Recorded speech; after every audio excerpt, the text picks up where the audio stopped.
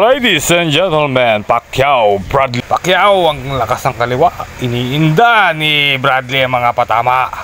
At Manny Pacquiao, mabilis pa kaysa Bradley. Sinungal-ngal, bagsak. Ayun pa, ang ganda. Ilong-ilo dito si Martinez.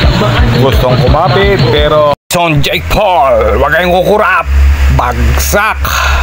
Dapa. At wala na. One punch. Na kontrapelo, ang haba ni Lennox, uppercut.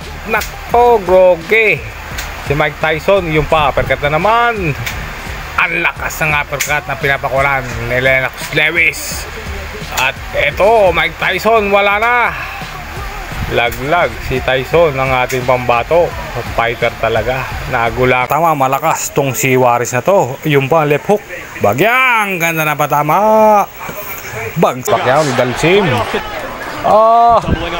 Dalsim. Ang hirap kalaban ng mahaba.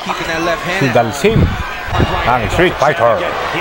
Manny Pacquiao, musubukong mabol. Nakakakombinasyon. Pisak na rin ang mukha dito ni Ugas. Kulit ito. Titignan natin. Are. Kukonekta si Manny Pacquiao.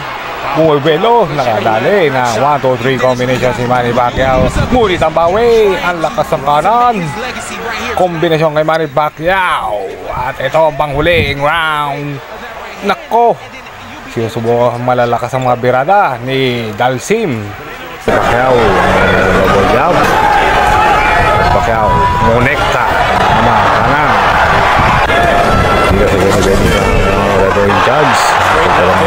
This is the gun leading up to this fight. That's one thing people haven't focused on much. Please, mostly Manny Pacquiao sinusubukan mo rin.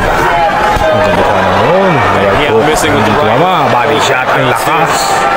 Straight left hand. Mostly sumusubok mo next sa one-to-pick combination. Mostly ang ganda pa rin ng body shot. With his own left to the body. Strategically, the way this fight is being fought so far isn't bad for Shane. Wala. Round 1 of the action.